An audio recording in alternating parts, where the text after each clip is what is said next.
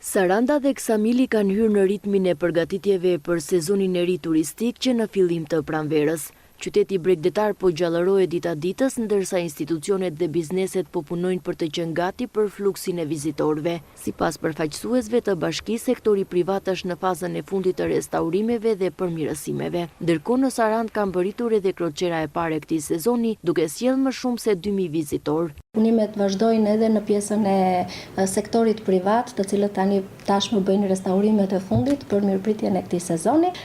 Dua të them që jemi shumë të lumtur sepse dje ne kishim edhe kroçeren e parë në qytet, e cila solli rreth 2600 turistë të huaj, të cilët patën mundësinë që të vizitonin qytetin, sinagogën, syrin e kaltër edhe Butrintin.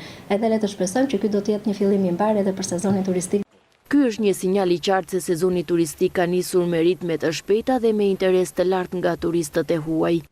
Ne jemi gjithmonë shpresplot që sezoni do të jetë i mbar turistik, kërkesat janë tepër të larta, nga sa kemi informacion nga tur operatorët edhe nga hotelierët e qytetit.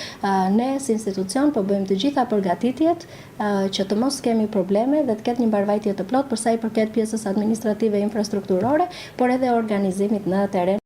Kërkesat dhe rezervimet janë në rritje të ndjeshme, ndërsa pritshmëritë për sezonin e ri janë shumë pozitive.